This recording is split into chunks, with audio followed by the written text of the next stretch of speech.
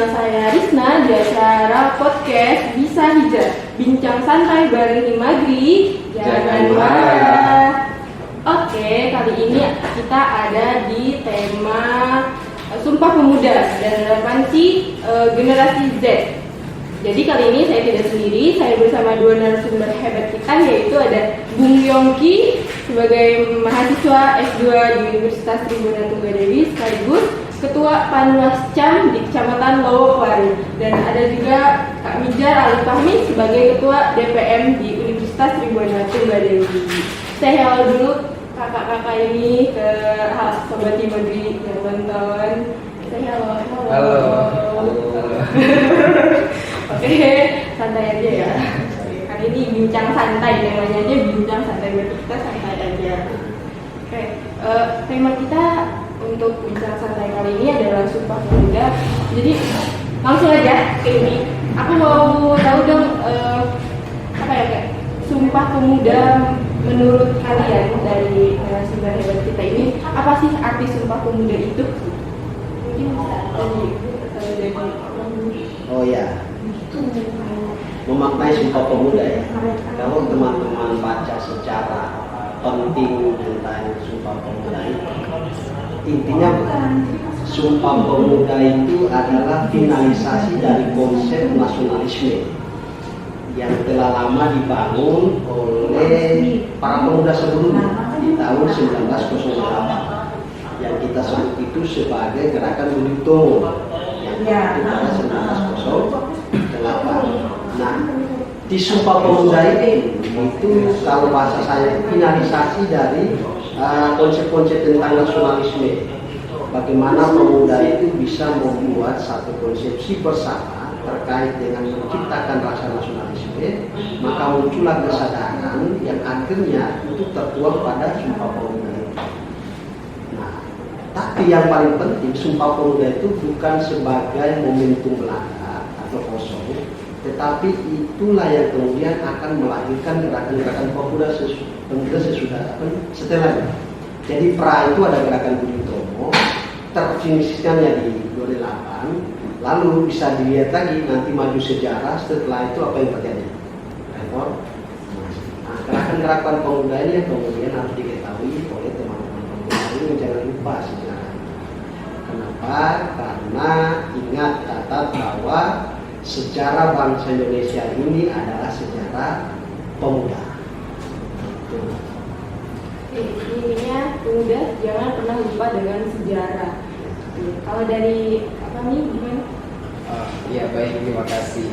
Kalau dari pandang saya sendiri melihat bagaimana historis daripada Sumpah Pemuda itu sendiri, sebenarnya kan beberapa segelintir pemuda yang mencoba ingin membangun kesadaran gitu kan, kesadaran untuk membuat gerakan-gerakan perubahan. Nah, kalau kita menarik dari apa yang disampaikan Jaludin Rahmat itu dalam bukunya Rekayasa Sosial, bilang bahwa kesadaran kolektif itu kan berangkat daripada kesadaran individu gitu kan. Nah, yang kemudian individu pemuda inilah yang mencoba untuk merembuk bersama, berkumpul bersama untuk menyatukan sebuah perbedaan pandangan. Karena memang pada saat itu konteksnya adalah organisasi pemuda itu tidak berjalan bersama. Makanya lahirnya kongres-kongres tentang pemuda ini yang dimulai pada tahun 1926. Kongres pertamanya itu menjadi dasar bahwa bagaimana pemuda ingin bersatu gitu kan, untuk membawa perubahan di masyarakat gitu kan.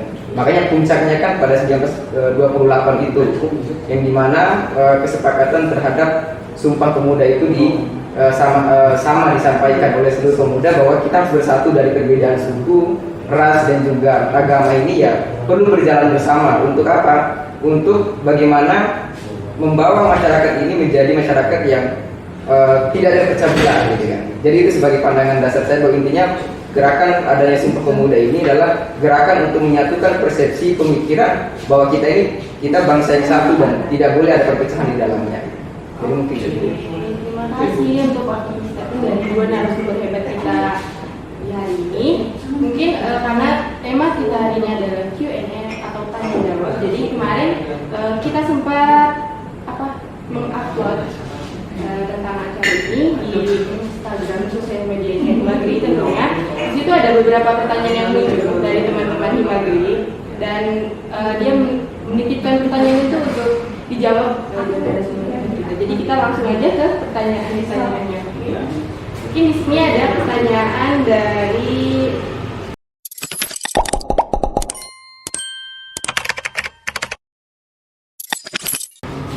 Kak Andi.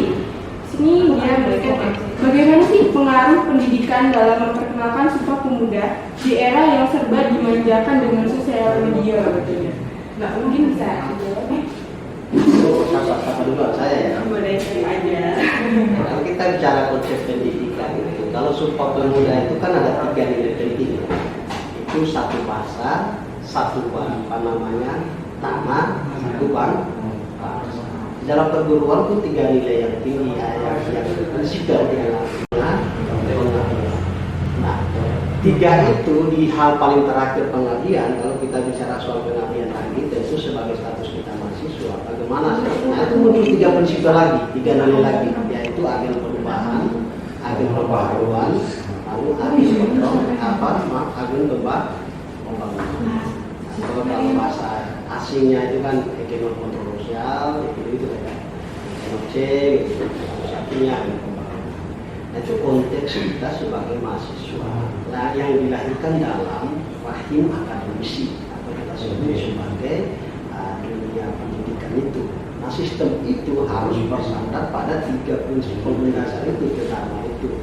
Nah, yang paling menariknya lagi ada pesan khusus dalam dunia pendidikan itu. Dan jangan kita berguna kan berlupa ya kita karena sekian itu lupa dengan tokoh atau bapak pendidikan kita itu siapa? Bapak pendidikan kita itu diajar dengan pendidikan. Beliau itu menyampaikan 3 hal penting.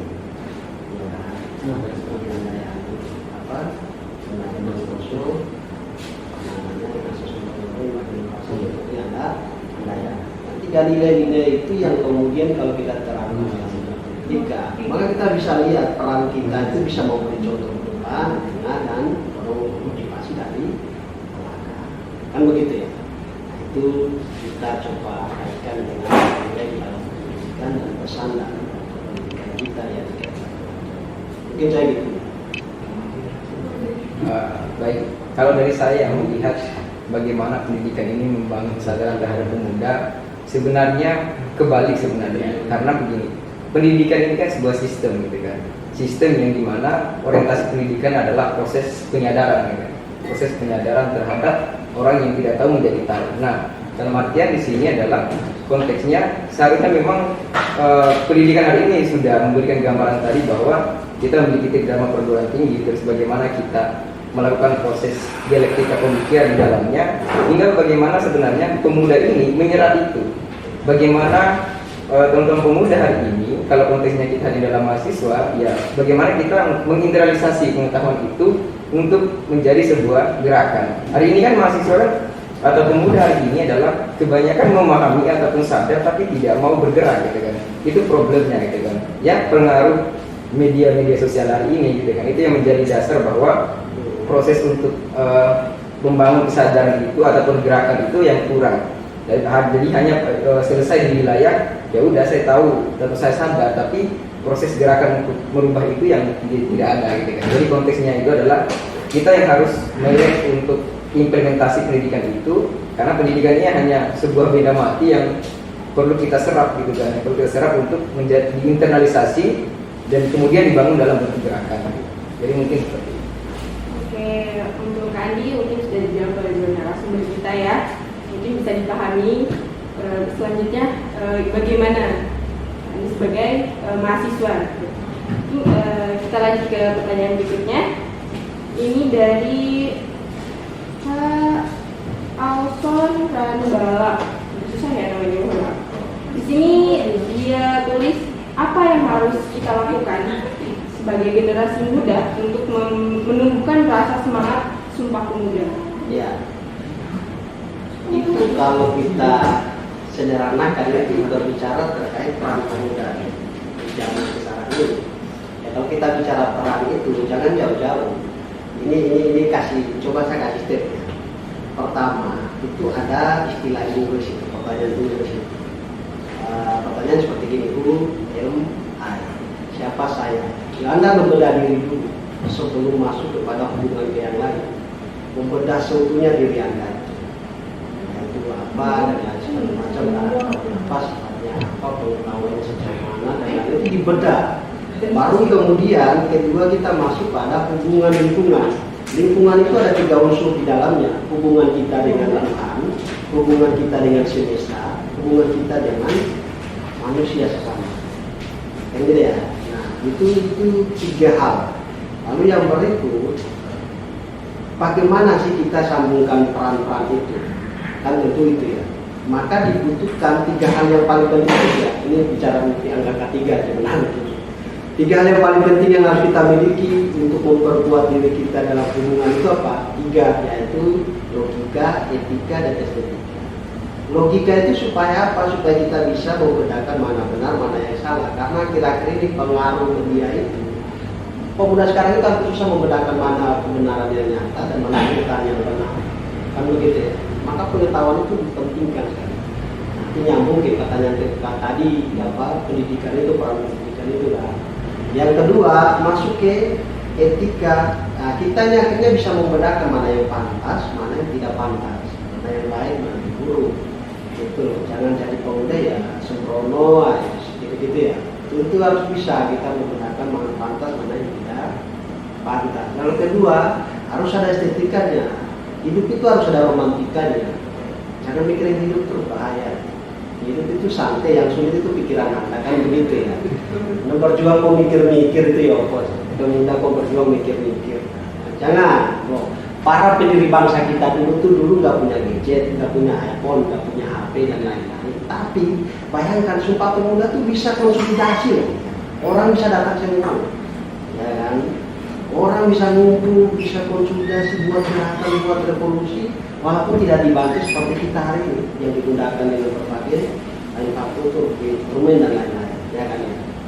Nah, itu akhirnya intinya begini, berbicara peran itu selesaikan diri dulu. Kenali diri Anda, baru kemudian bicara soal hubungan Anda dengan diri itu, antara Tuhan, antara kita dan sesama. Kalau sejauh Anda belum mengenal diri dan tidak bisa menghubungkan nilai-nilai itu, saya rasa susah bicara peran. Itu kalau dari saya, intinya di situ.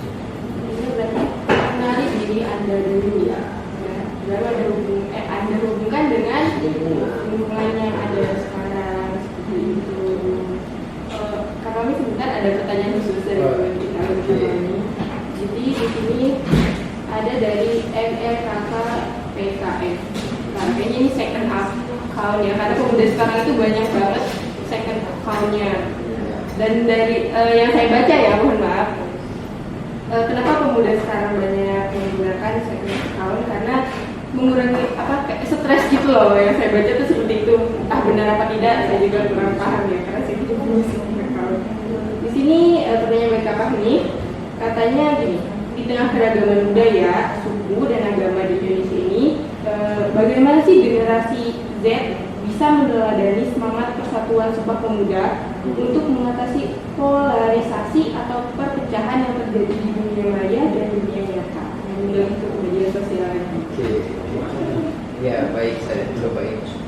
Jadi kalau saya melihat sebenarnya semula dari dunia maya atau media sosialnya, sebenarnya kita selalu menganggap bahwa apa yang kita sampaikan di dunia maya itu kadang-kala tidak berimpact pada realitas di kehidupan kita. Yang sebenarnya kan dunia maya ini kan manifestasi daripada kehidupan sesungguhnya sebenarnya. Artinya apa yang kita sampaikan ya nanti ya dampaknya juga pada kehidupan sosial kita gitu kan. Banyak orang hari ini yang ada perpecahan ataupun pertengkaran ketika yang itu ya karena media sosial ini gitu kan. Artinya apa yang kita sampaikan di media sosial, apa yang kita tulis di media sosial akan berdampak pada kehidupan nyata. Nah, di tengah perbedaan kita, perbedaan bahasa, suku dan juga agama ini sebenarnya perspektif yang bisa kita ambil adalah kita harus menganggap bahwa perbedaan itu bukan sebuah permasalahan gitu kan, tapi perbedaan itu adalah sebuah keharusan gitu kan. Hanya kalau kita lihat bahwa ya kita memang diciptakan kalau tidak ada perbedaan, tidak ada keunikan gitu kan. Jadi Indonesia hari ini unik karena banyak perbedaan di dalamnya yang kemudian perbedaan itu bagaimana kita mencoba untuk bersatu gitu kan.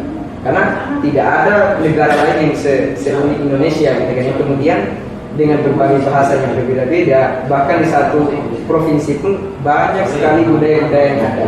Ini yang kemudian yang menjadi keunikan tersendiri, bahwa perbedaan itu merupakan sebuah, bagi saya adalah sebuah keharusan yang kemudian itu coba kita terima dan juga bisa kita sesuaikan. Banyak sekali hari ini dalam dunia universitas pun ya, kalau melihat kita di kampus kita Unikri sendiri itu berbeda sekali dari agama, suku, bahasa sangat berbeda. Tapi dengan perbedaan itu justru kita saling memahami sebenarnya, saat mencoba untuk, jadi konteks kita bagaimana peran sosial tadi, jadi kampus Unik ini sudah tergambarkan bahwa bagaimana kita menghargai perbedaan, menghargai budaya sesama gitu kan. Nah itu yang menjadi contoh bahwa di tengah perbedaan itu maka perlu kita untuk bersama, yang kemudian ya tujuan Sumpah Pemuda tadi itu sebenarnya untuk menyatukan sebuah perbedaan itu.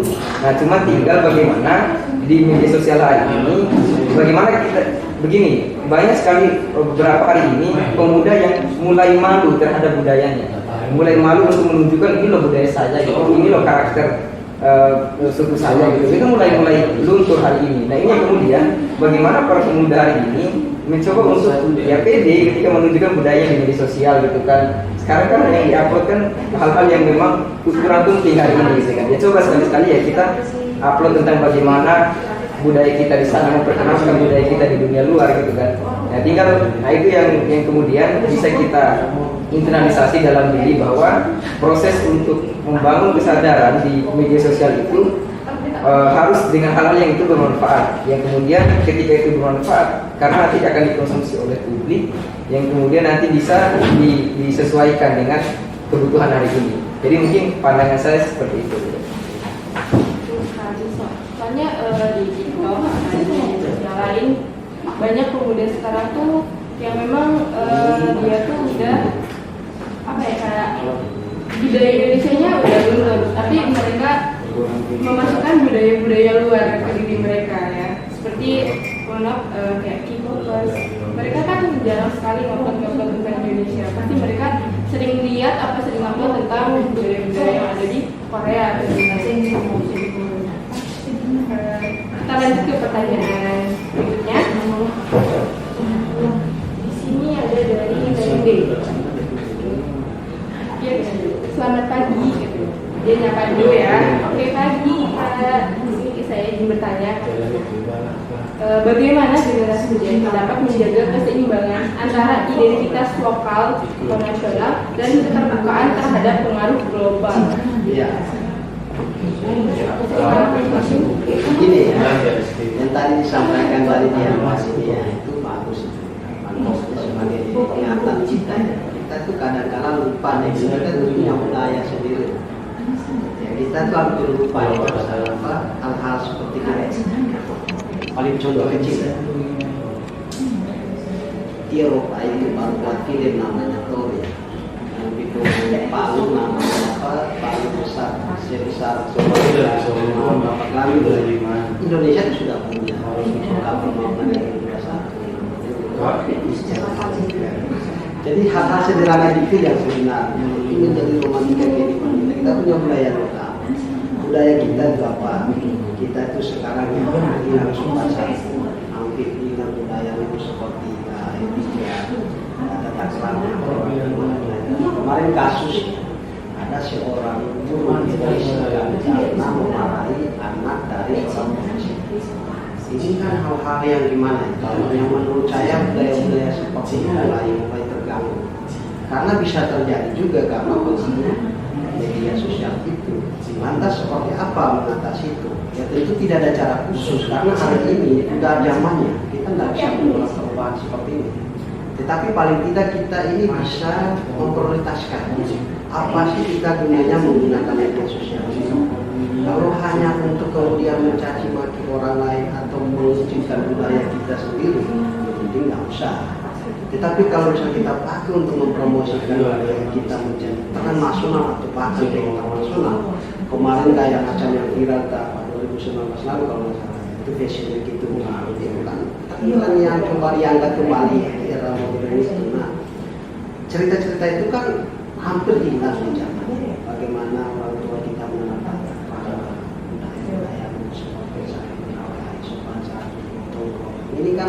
budaya luhur, bukan budaya yang baru kita akan 1-2 tahun, enggak, tapi sudah sejak turun temurun. Makanya jangan mengaku orang Jawa kalau tata krama hilang, orang Maluku, orang ini. Kalau kita budaya ini mulai hilang, itu jangan mengaku, jangan mengaku orang Indonesia kalau budaya ini mulai tergerus, mulai hilang. Prinsipnya adalah sekuat-kuat apapun pengaruh budaya luar itu, tetap kita percaya diri dengan budaya kita sendiri. Ini keseimbangan yang harus kita jaga. Percaya diri terhadap yang kita miliki sebagai anugerah Tuhan itu lebih penting hanya sekedar FOMO ikut-ikutan. Itu yang kira-kira sudah bisa. Ya, intinya kita harus bangga dengan budaya yang kita miliki. Indonesia luas, kaya akan budaya, kaya akan bahasa. Ini Indonesia keren gitu kan. Ada wonderful Indonesia. Saya ikut-ikut yang luar. Indonesia juga banyak ya. Dari apa gitu ya. Mungkin cerita kami? Iya, kalau saya melihatnya begini, kita harus ingat bahwa negara luar itu datang ke Indonesia adalah untuk mengambil hasil alam Indonesia gitu kan. Nah, yang kemudian ini perlu kita sadari betul bahwa perubahan yang mereka miliki hari ini adalah hasil daripada kekayaan alam Indonesia gitu. Nah, itu yang menjadi argumen dasar bahwa kita perlu harus punya rasa pede yang tinggi bahwa orang luar saja itu datang ke Indonesia untuk bahasanya ya menumpang hidup gitu kan. Nah, ini yang kemudian kalau kita kontekskan dalam persoalan perubahan global hari ini adalah proses untuk kita pede, terus kita untuk bisa menerima budaya kita dan bahkan kita harus memperkenalkan di mancanegara itu hal yang sangat wajib dan perlu gitu kan. Karena dengan berbagai macam budaya kita miliki tadi, dan itu cuma Indonesia yang punya itu gitu kan. Yang punya banyak itu cuma Indonesia. Walaupun memang negara lain juga ada beberapa, cuman yang paling banyak adalah Indonesia. Nah, tinggal bagaimana dengan perubahan global tadi dalam kita menanggapi media sosial dan juga perubahan teknologi hari ini, itu bukan teknologi ataupun media sosial yang mengendalikan kita, tapi kita yang mengendalikan media sosial atau teknologi gitu kan. Makanya ada disebutkan tuh oleh yang CEO-nya iPhone itu bilang bahwa ya dia sendiri bilang bahwa dia menciptakan gadget itu atau iPhone itu ya bukan untuk digunakan 24 jam gitu ya, tapi digunakan pada saat hal-hal tertentu ketika dibutuhkan. Nah, ini menjadi gambaran kepada kita bahwa jangan terpengaruh dengan budaya-budaya global yang kemudian hari ini mempengaruhi kita sampai kita lupa terhadap perkembangan di budaya-budaya kita sendiri ya. Jangan sampai nanti hilang dan juga terkikis habis oleh perubahan zaman ini gitu kan.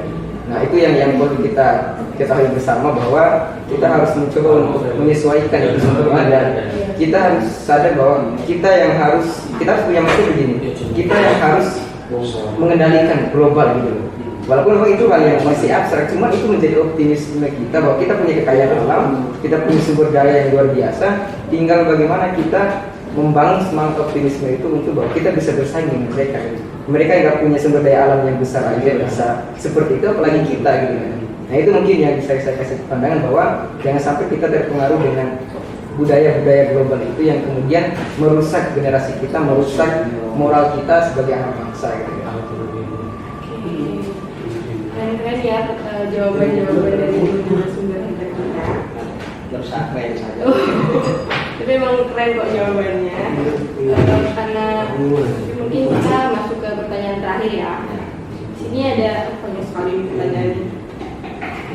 Di sini ada pertanyaan dari Kak Najia Kamala. Dia nanya gini. Sebagai generasi yang hidup di era digital dan globalisasi, balik lagi digital. Bagaimana menurut materi cara ataupun solusi yang paling sederhana dan relevan agar generasi Z ini bisa mematahkan stigma ataupun titel yang sering diberikan kepada generasi Z seperti kayak generasi sandwich, generasi strawberry kayak gitu-gitu, tanpa harus melupakan esensi dari nilai-nilai Sumpah Pemuda itu sendiri. Banyak kan sekarang ya, generasi Z sekarang itu dinilai sebagai generasi sandwich, katanya generasi yang lemah-lemah gitu. Gimana sih cara mematahkan stigma itu bahwa itu nggak benar gitu? Ya, satu ya, kondisi kita ini lebih berat Soekarno tuh pernah ngomong gini, perjuangan saya itu tidak berat karena mengusir penjajah dibanding dengan perjuanganmu karena melawan bangsa sendiri. Ya, itu artinya jelas itu. Kalau dulu kan orang berperang, ini kalau lihat hidung, mantul, tinggi itu Belanda, tinggal tembakan selesai. Sementara hari ini, maka diantara kita pun bingung mana kawan, mana lawan. Sementara hari ini kita tadi susah membedakan mana kenyataan yang benar dan mana kenyataan yang kebenaran yang nyata.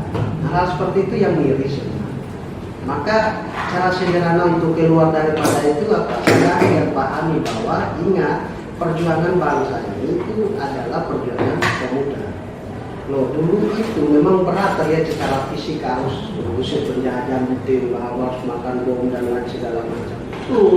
Tapi hari ini perjuangannya itu kadang nggak terlihat, tiba-tiba aja kita hancur namanya, begitu tiba-tiba aja kita rusak namanya gitu. Kita dibilang lemah, kita dibilang kau ini dicapannya lah ya. Tetapi intinya apa? Pada intinya kita tuh lebih berat daripada perjuangan itu.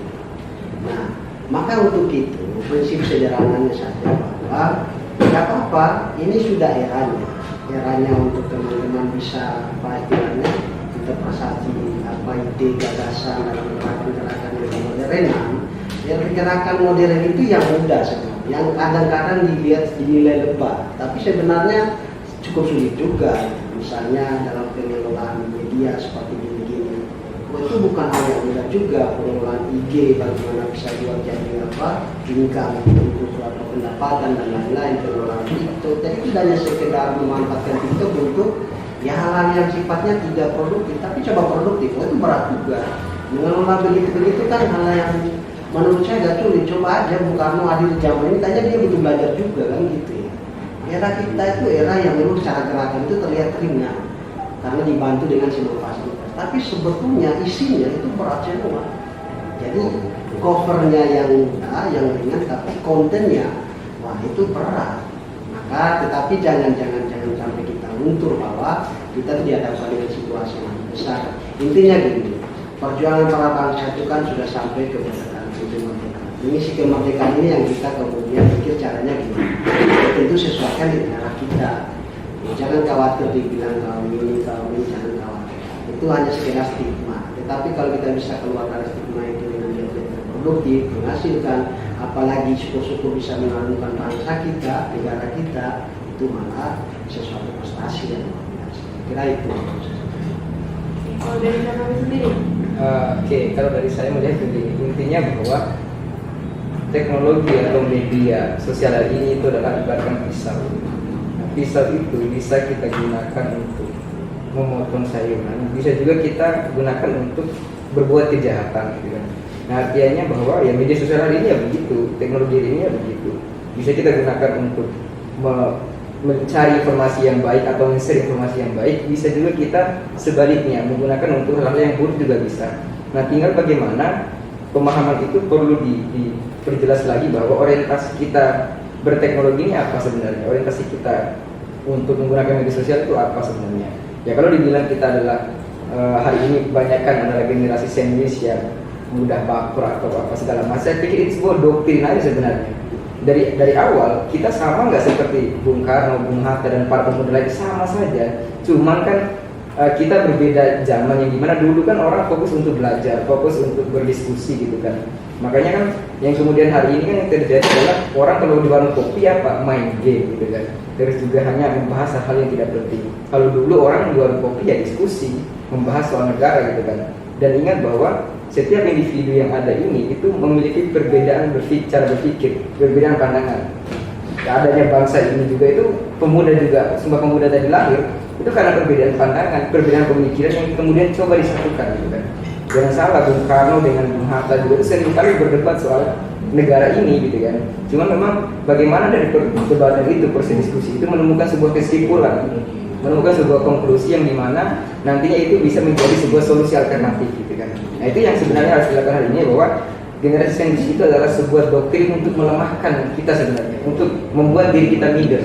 Nah, itu yang harus kita coba kita buang, bahwa saya bukan generasi sandwich gitu kan, saya generasi batu gitu yang keras gitu kan. Jadi harus buat cara berpikir sendiri yang kemudian nanti ya sebenarnya lagi dan lagi bahwa ingat teknologi harus bisa kita ubah cara berpikirnya bahwa saya mengendalikan teknologi, bukan teknologi yang mengendalikan saya. Bahkan hari ini kan kalau kita lihat bahwa setiap kita bangun tidur saja, yang kita lihat itu bukan buku, bukan apa, tapi ya cari HP, gimana story dia akan berkitahan, gimana informasi di hari ini gitu kan. Itu yang kemudian sangat berat. Kita hari ini udah mudah nih. Dulu orang kalau mau baca buku ya beli dulu atau enggak cari pinjaman dulu, tapi kalau sekarang mudah, tinggal kita buka HP kita ya kita langsung bisa melihat tuh bacaan-bacaan itu.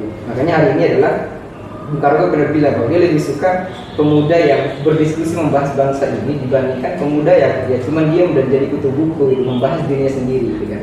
Jadi itu yang poin penting bahwa proses kita menjadi generasi sandwich atau bagaimana teknologi hari ini mempengaruhi kita, itu semua adalah doktrin yang perlu kita buang dan kita harus menganggap bahwa jadi kita tuh bisa hebat gitu kan, bisa menjadi orang lain. Kalau kita lihat ceritanya Barack Obama itu dalam buku Osuhian yang dijelaskan bahwa dia merupakan anak dari orang yang tinggal di tempat yang umum, ya, tempat sampah lah bahasanya. Nah yang kemudian dia mencoba untuk berubah, mencoba untuk ingin menjadi orang yang besar dan dia bisa menjadi presiden Amerika Serikat. Itu menjadi contoh bahwa orang-orang yang sekitar kita punya banyak dari orang-orang yang di Indonesia pun orang-orang yang dari awalnya biasa menjadi luar biasa karena itu dia membangun kesadaran dan membangun gerakan itu. Jadi dia mengubah cara berpikirnya karena perubahan sosial itu, perubahan diri kita berangkat daripada cara mindset kita diubah gitu kan. Jadi mungkin itu. Jadi mulai sekarang adalah ya ubah cara berpikirnya bahwa kita itu bisa menjadi seperti yang orang lain juga bisa, bahkan bisa lebih dari para tokoh-tokoh yang sebelumnya gitu kan. Jadi mungkin itu dari saya. Oke, jadi jawaban yang bagus juga dari kedua narasumber kita ini. Intinya pemuda sekarang jangan gampang terpengaruh dengan doktrin-doktrin seperti itu. Kita harus menjadi pemuda yang kuat. Kita harus jadi pemuda yang bisa memajukan bangsa kita, yaitu bangsa Indonesia. Begitu. Pertanyaan terakhir sudah. Mungkin saatnya narasumber kita memberikan closing statement sebelum kita mengakhiri acara ini. Mungkin dari Bung Yongki bisa memberikan closing statementnya atau motivasi untuk pemuda sekarang biar tambah semangat. Closing statement apa ya? Ya itu saja, intinya bahwa Sumpah Pemuda itu jangan jadikan seperti sumpah palsu kepada sayang itu. Intinya kau harus benar-benar aplikasikan, jangan sebatas pikir, tetapi ya itu jangan sebatas memberi ingatan aja. Diaplikasikan itu, jadikan role model kita untuk bergerak di era sekarang.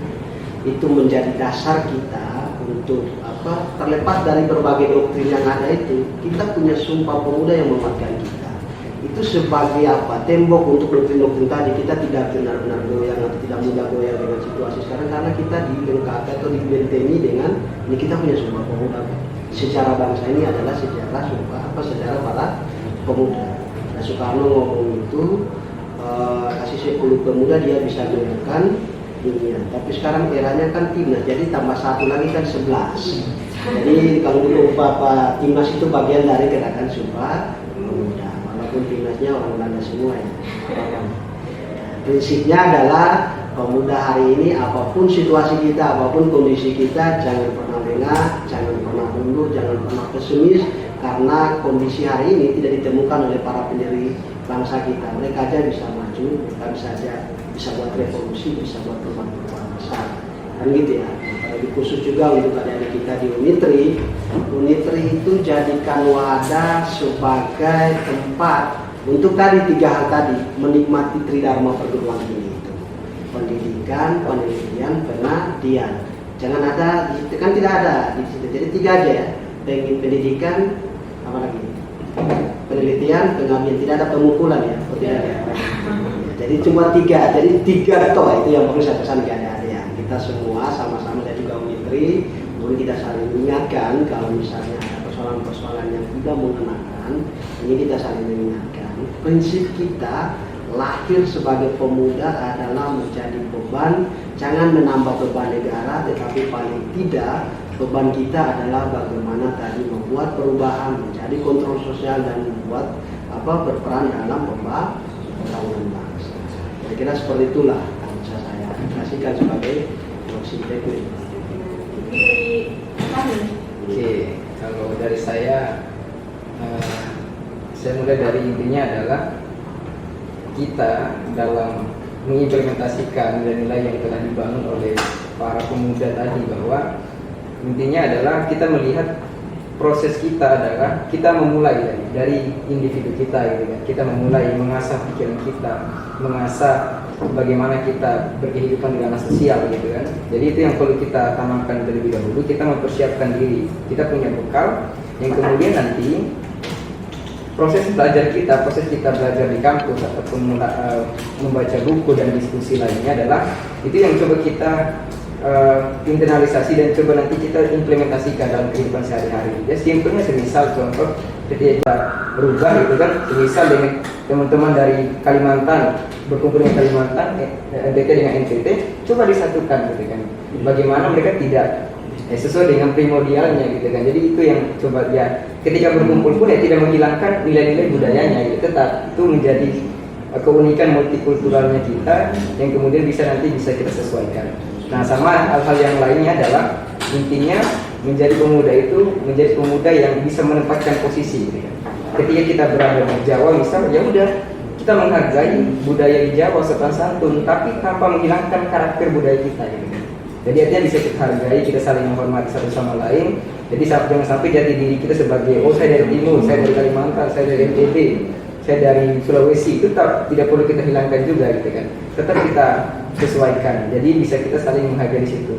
Sama terakhir adalah saya sedang menulis satu buku yang itu judulnya adalah menjadi diri sendiri itu tidak begitu buruk gitu kan. Nah, kenapa saya menulis itu? Bahwa seringkali pemuda hari ini tidak pede dengan diri sendiri gitu kan. Jadi melihat orang itu, bagusnya orang ini atau enggak, orang ini bisa begini ya. Padahal sebenarnya kalau mereka lihat kembali, saya juga bisa seperti itu sebenarnya gitu kan.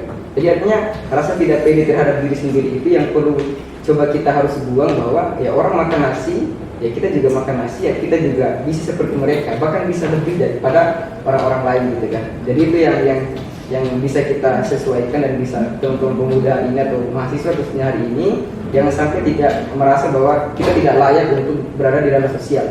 Kita sangat layak dan kita bisa untuk bersaing di ranah sosial. Untuk apa ya? Tujuannya untuk mempersatukan para bangsa ini gitu kan. Kita mempersatukan proses kita di kehidupan sosial. Untuk tujuannya cuma satu, menjadikan bangsa ini menjadi bangsa yang selalu menghargai budaya intelektual, dan juga menghargai perbedaan yang ada baik secara agama, ras, suku, dan lain-lain. Jadi mungkin itu yang bisa saya sampaikan.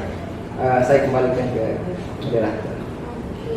Proses statement yang benar-benar keren. Ngomong-ngomong, bukunya udah sampai mana nih Kak? Apakah lagi merilis? Oke, ya mungkin kemungkinan Desember baru rilis. Jangan lupa ya, nanti dirilisnya di mana? Apa di Gramedia langsung ada? Nanti kita langsung guru bukunya Kak Hijar ya ke Gramedia. Kita baca bareng-bareng isinya apa gitu kan. Penasaran kan? Nanti ya Kak, Desember ya Kak? Oke. Closing statement sudah, dan tandanya acara kita hari ini sudah selesai. Oke, jadi mungkin dari saya, dari podcast hari ini, dari Q&A hari ini, kita banyak sekali belajar tentang arti Sumpah Pemuda, makna dari Sumpah Pemuda itu sendiri. Dan jangan lupa terus saksikan podcast Bisa Hijrah, bincang santai bareng Himagri. Jangan